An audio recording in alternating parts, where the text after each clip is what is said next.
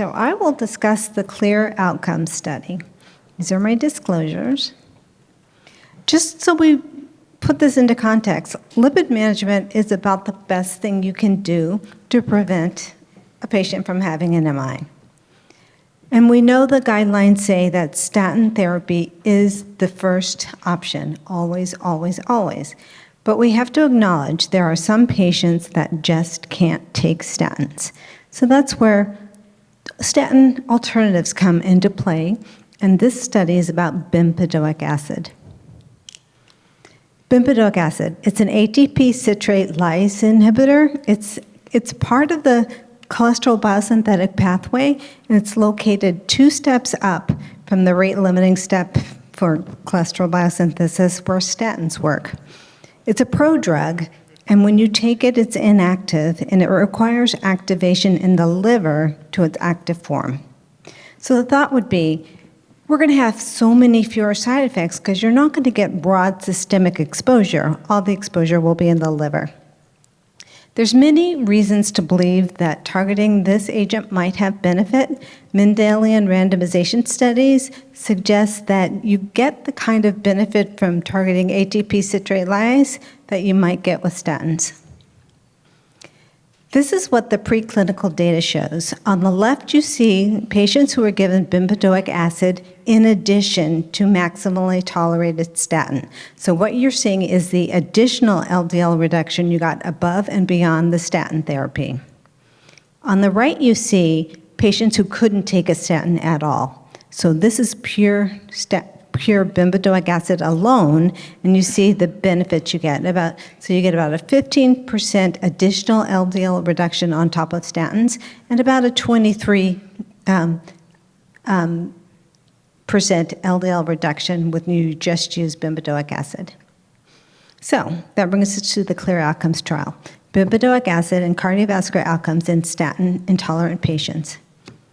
So this is a trial that patients who are intolerant to 2 or more statins, or only 1 statin if they were like, I'm done, I'm not going to take another one, and advised by a physician to not attempt a second statin, very low statin therapy permitted. So you'll see, and I'll show you later, a fair number of patients were on some dose of some statin in this trial, because that was allowed. But you took patients who had LDLs above 100. They had to attest that they were truly statin intolerant, both them and their provider.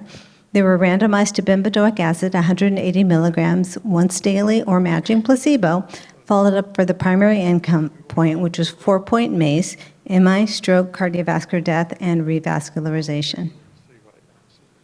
These are the attestations that they had to sign. Patient must confirm and sign, I can't tolerate these medications, even though I know they would reduce my risk of heart attack or stroke or death. My doctors have explained all this to me, I'm aware, I know. And then the doctor had to sign a similar statement saying, am I a patient? They just can't take a statin. I know the data, I've tried, but they just can't take it.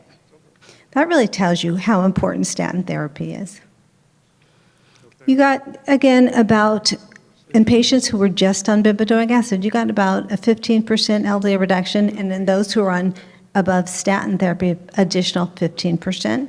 And you can see you actually got a nice reduction in high sensitivity CRP as well. And this is the primary outcome of the CLEAR Outcomes trial. The 4-point MACE was significantly reduced, 13% relative risk reduction, number needed to treat of 63. Secondary endpoint was the 3-point MACE, MI, stroke, cardiovascular death. And again, that was significantly reduced, 15% relative risk reduction, number needed to treat 77. Also, fatal or non-fatal MI was reduced, 23% relative risk reduction, and revascularization was reduced, 19% relative risk reduction. The things that didn't change were fatal and non-fatal stroke, no difference, cardiovascular death, no difference, and total mortality, no difference. Remember that when I show you the study I'm going to show you next. There were improvements in myalgias. That was specifically what they thought they would see. Again, this is only active in the liver. You don't get broad systemic exposure, but look, you still did get a fair number of patients complaining of myalgias, 5.6%. But some things got worse. Hypoglycemia, elevated LFTs. Remember all the actions in the liver now? So you're going to see more of that. Hyperuricemia, gout, renal impairment, and tendon rupture. Now, that was a trial composed of both primary and secondary patients. They then did a sub-analysis of only the primary prevention cohort in CLEAR Outcomes. So about 4,000 of the 13,000 participants were pure primary prevention. Now, what they found was that bempedoic acid in this subgroup was associated with much greater benefits. And that really is curious because when you think about it, what therapies do we have that work better in primary prevention than secondary prevention? I'll wait. No, I don't think there are that many. So this is odd. What do we think? So this is what they showed. If you look at the 4-point MACE, it was reduced 30% as opposed to 13%. Number needed to treat of only 43. 3-point MACE, 36% relative risk reduction. Number needed to treat of only 42. Remember, fatal and non-fatal MI reduced significantly. Remember, fatal and non-fatal stroke was not reduced in the parent trial, and they didn't find any reduction in this study as well, but they did find a reduction in cardiovascular death. The parent trial did not, and they did find a reduction in all-cause mortality. The parent trial did not. Now, what I think is going on here is statin utilization rates. In the overall CLEAR Outcomes trial, about 22.9% of the bempedoic acid group were on statins and 22.5% of the placebo group, so about a quarter. But if you break it down between primary and secondary prevention, you see vast differences. In the primary prevention group, like virtually nobody was on a statin, only 3% of the bempedoic acid group. And in the secondary prevention group, about a third were on statins. And that makes sense because you're going to try really, really hard to get your patients at higher risk on a statin.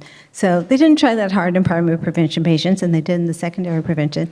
So I think the difference is when you're looking at a patient already on a statin, adding bempedoic acid to it probably doesn't confer as much benefit as you'd like. But if you have someone who just can't take a statin, the pure primary prevention group, adding bempedoic acid was very beneficial. But don't forget, LDL really is still and always will be the mainstay of atherosclerotic reduction. Statins are the mainstay of therapy.